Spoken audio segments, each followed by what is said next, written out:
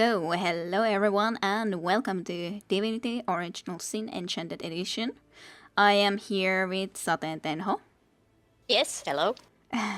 my good friend from childhood, and we've been playing games, of course, forever together. And as she also got this game recently, we thought that we would come and try this out together then. You actually tried it a little bit in single player, and Yes, I played about 6 hours. yeah, and I have, of course, not tried it at all. We did, or I did also did have a look into the character creation a little bit, but otherwise completely blind then. So, just start a new game and multiplayer, and I did convince her, Saten Hento, that we would go into the tactician mode. We'll see how it will exactly fare. You did say the classic mode was quite difficult also already, so we'll see Well, exactly. for me, The foes you'll meet with will be cunning, relentless, and come in greater numbers. They'll bombard you with nasty tricks and surprises that an Explorer and Classic modes don't feature. Not for the faint of heart.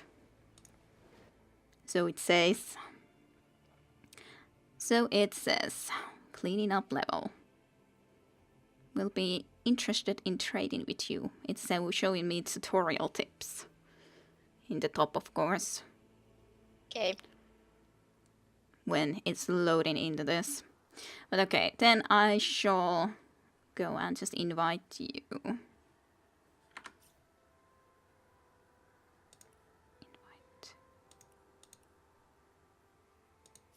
Well, we'll see exactly how this will be working out.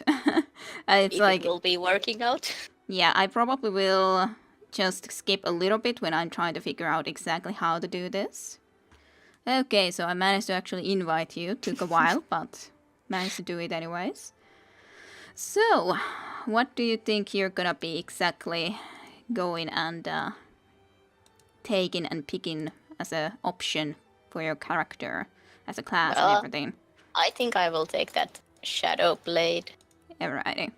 Indeed, you think that you shall take that, and you will be taking the female character, and I shall take the male character. I shall be the man of the house thus, at this point. Of course. The one place metal and bread are welcome in equal measure. Well, I'll pick the wizard voice at least for my guy, nonetheless. Let's see, what is the good head? I need to get the right head and the right everything. I think that you don't actually have... Well, actually you do have something there. Guess that would work. First, character customization looking correct, and after that we can look into actually classes. Yeah, this looks correct. So I was on the other hand thinking that I shall be picking up the battle mage. I don't think that a lot of the other sorcerer type of classes really fit well with the man character when he's so muscular. So that shall be it. And you were going to be the Shadow Blade, as you said. Yes. Do you want to read the Shadowblade description first while you join into this task and all that? I'm having it on my screen as well so we can just see it, but I think it's more logical that you read it. Okay, I'll try. When the sorcerer went mad, only those who could flee were spared a terrible death. The fleet-footed Shadowblade escaped, but the rest of the village did not. As a wandering orphan, thieves, beggars, pirates, and murderers taught the Shadowblade that man was no more than a beast, and the laws of nature were simple: kill or be killed, eat or go hungry. But a survivor among survivors needed an advantage. Posing as the child of a nobleman, it was almost easy to gain access to the Academy of the Source Hunters. Here the most elite secrets of magic were offered freely, and the Shadowblade perfected them all. By the time the ruse was discovered, it was too late. The Academy had a prized pupil, and the Shadowblade had found that hunting sorcerers satisfied the soul better than picking pockets. Usually. Usually, but not Yes. always. So that is your story, and on the other hand, if I will be going and picking up the battle maids, my story is as follows. The warrior was lost. A night approached. To be alone in the darkness of these haunted wounds meant certain death, but there was nowhere to turn for shelter. Nearly resigned to fate, the warrior's eye caught something, a distant light through the trees. The warriors approached, or warrior, and bit by bit the gentle glow became a campfire. A wizard sat nearby, holding his thin hands to the small flame. Approaching cautiously, the warrior asked for shelter, and the wizard was happy to oblige. The two became both friends and tutors, and the warrior learned several of the wizard's finest spells. As they traveled, they happened upon a cave from which a terrible groaning echoed. The warrior went in first, inching along the gold cave wall as the groaning grew louder. Deep within, a figure, half woman and half demon, writhed upon the floor, a sorcerer possessed. The warrior turned to escape, but it was too late. The sorcerer screeched and cast a deadly spell, but before it could find its target, the wizard drew himself in its path. The warrior, now a battle-mate and a source hunter, never forgot the wizard, nor the magic he'd left behind. So that is the beginning story for the battle mates. On the other hand, I do want to at least customize my character a little bit nonetheless, but I do think that the single-handed weapon and on the defense, the shield specialist is pretty fitting for someone who is still a warrior and not just a mage, so to speak. Yeah. I don't know how much I should customize my own. I'm definitely not gonna be picking any of the nasty deeds. You shall be the nasty deed doer. Yes, I'll be the nasty dealer. What does telekinesis do? With telekinesis, you can move items from a distance. The higher the telekinesis score, the heavier the items you can telepathically lift, and the further you can move them. Interesting. On the other hand, in the personality, of course, I wouldn't be starting with any personality or craftsmanship or the nasty deeds. I would have the one weapon skill, one defense. What weapon skills do you have, by the way? I have the dual wielding. Okay. I have daggers. But I'm not certain about my skills. Should I have all these? I have Eurothurge, Scoundrel, and Witchcraft. And only sneaking in nasty deeds. So I'm not certain should I keep these or change thing. I think that it would be pretty sweet to have a lockpicking in the nasty deeds, but I don't know. Or pickpocketing. I was thinking kind of the same thing. Yeah. Lockpicking usually seems like it's a pretty important one after all, so... And on the other hand, I'm thinking that maybe I should be doing a little bit more charismatic, maybe, or indeed telekinesis or lore master would be interesting too. The problem is that there's only so much that you can choose after all. I do still like the shield specialist and having the single-handed weapon. It's a little bit different, but then I would be starting with the skills man-at-arms, pyrokinetic, and a witchcraft. I don't think that there's any sense for both of us starting with witchcraft for sure. Yeah. So I think that that's definitely something that you can be going and changing. I think I should actually keep the witchcraft, just because if I actually go into the talents and even take the pet ball, pet ball enables you to talk to animals. When we then survive from that story that we were told in the very start, or I told to you as well about our start, that maybe we survived from there then afterwards because we were able to actually talk to animals. We had some affinity to animals at that point as well, so I think I shall be picking it. I'm just not sure which other talent I should have. I would be starting with Opportunist, gives the ability to perform attacks of opportunity. And Water Rush increases your turn action points and maximum action points by 2 when your vitality is below 30%. Maybe I should keep the Opportunist ability to perform attacks of opportunity. What talents do you have? I had Backstabber and Leech. Alrighty. I remember that I read the Leech that it enables you to get healing when you're standing in plot. So it's Yes. definitely useful if we consider healing respect, but okay, I'll have the bed ball and the opportunist, I guess. I guess so. Then I Yeah. wonder, should I kind of like the idea of having maybe the Hydrosop Hist rather than the Pyrokinetic. Pyrokinetic is the very, like a burning spells more, but But you're supposed to be the Pyromancer. okay, fine, I'll be the Pyromancer.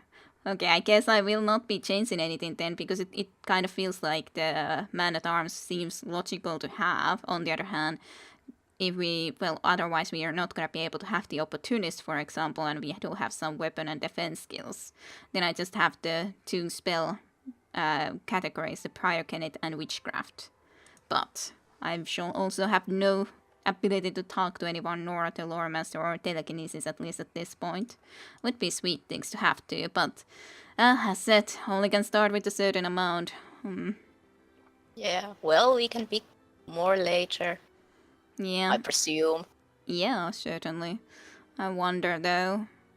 Now I'm thinking, okay, actually this guy would be starting with 7 strength, 7 intelligence, and 6 constitution. I want kind of 8 intelligence, but then I'm thinking, where do I take that away?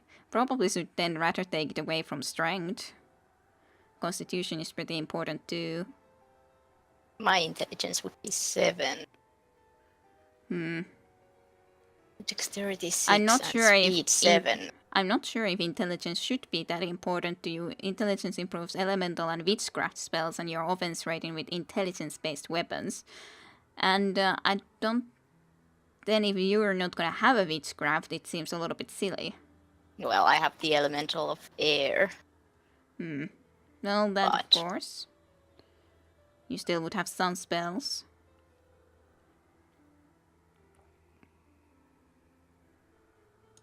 Maybe I'll try to be a class cannon and take away the constitution point. It's risky, I'm sure, but I kinda want to have at least intelligence 8. At least. It's a very good idea, isn't it? I kind of want perception. Maybe I'll pick that one intelligence point off and put it in perception. I don't know. Yeah, you could do that. I have to also think what exactly skills I wish to have. I probably will have one from Witchcraft, one from the Man-at-Arms skills, and then the one from the... What was it? Pyrokinetic. But then I just have to choose what is the one from each that I wish. Let's see, what is the burning spells? Burning Dodge is set fire to nearby target, dealing 11 to 13 fire damage. 100% chance to set burning status for 3 turns.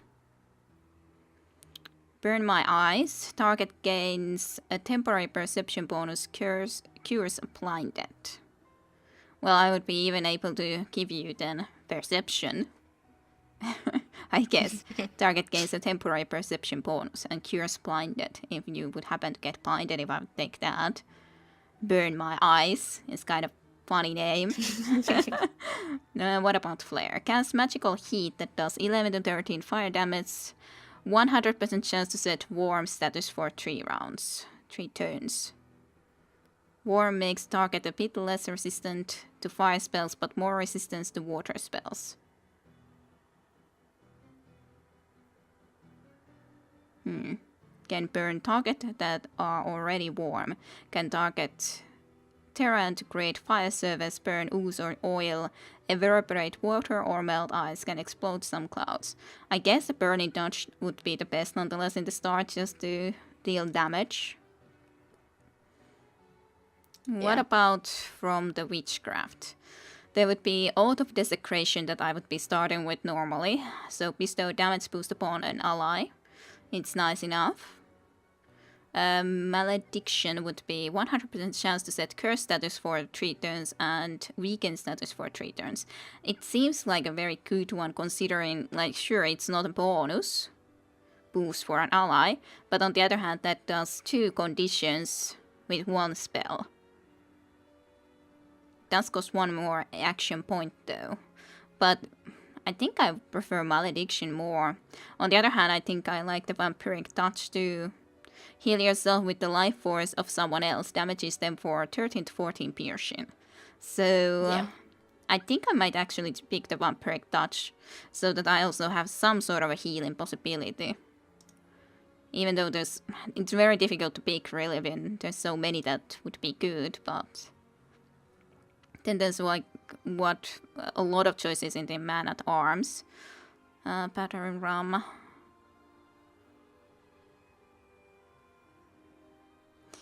Do tell what you have. What are you thinking about?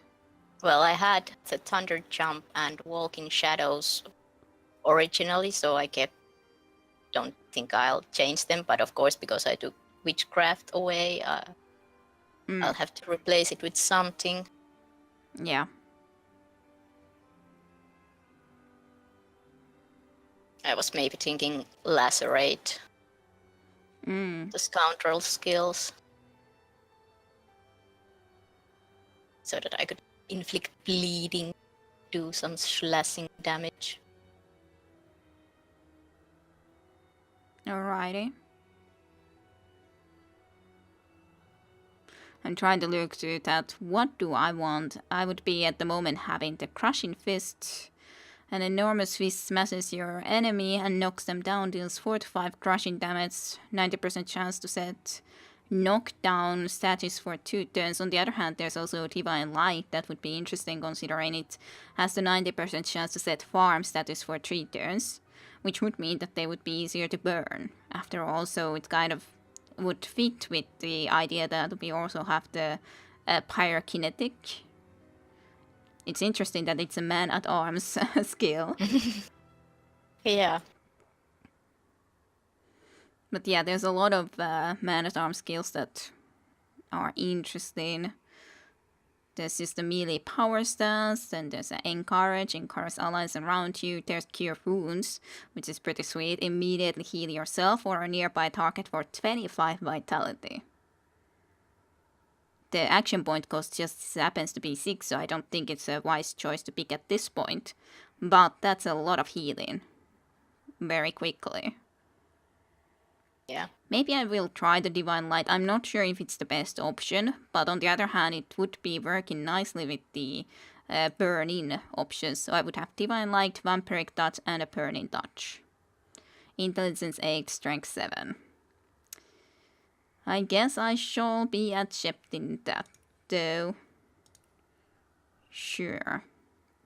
Oh yeah, it's weird to be also picking the underwear, but...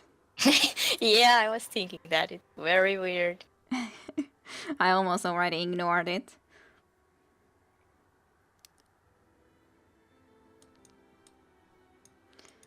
So, then also I would need to be picking what is my name. I don't want to just have the Roderick, but then it's a question, what would it then be exactly? I'm thinking, should I just use my nick or something else? That's also a good question. I could be otherwise Kide, but I don't think Kide really fits with this character. It's very much like, it doesn't fit this guy at all. Well, So not it's if you're doing so many fire-based skills. What would be a good fiery name?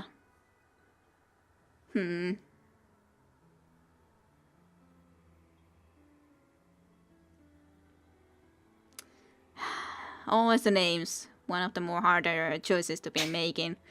Yeah, it's the one I spent most time on. Of course. I was thinking that maybe I can get some help from you. What would be the name? But no. No help. Well, you No would help. never get me help from me for that question. Okay. And like trying to think about some of the books that have read and some character names from some interesting other place that could be using, but I don't know. Just doesn't come into mind then.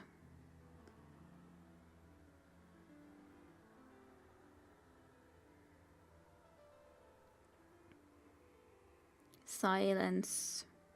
Of course, we could just be thinking this for a moment and just cut a little bit more, but I do think I want to be doing something with the R letter, but I decide.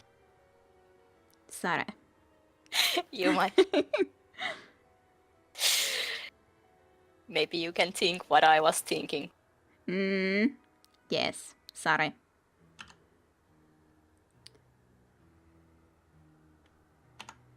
Ha. That would work as us. We would be almost like a brother and sister as us. We even have almost the same skin color and we have almost the same hair color and everything. So even though we Almost, didn't yeah. agree on anything like this, that we would be making this type of characters. So maybe.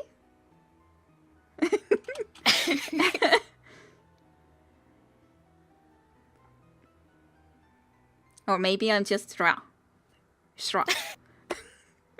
Your name is very Difficult strange. to pronounce at least. Yeah. I think I'll go something like Ratnit or something. Okay. I think it fits well enough with this character, but we are almost like brother and a sister, to be honest. Very much so. Maybe we are. Yes. Okay, I'll have a look quickly on your skills specifically too before we leave so that I can actually read them. You can even look better onto my skills and all. So jump from one target to the other, hitting a maximum of 2 targets, stunning them, and dealing 8 to 8 air damagetto. Become one with the shadows, and then inflict bleeding, does 19 to 29 slashing damage. Alrighty. Well, let's go. Are you sure you are done with the character creation of all your characters? Yes. Yes.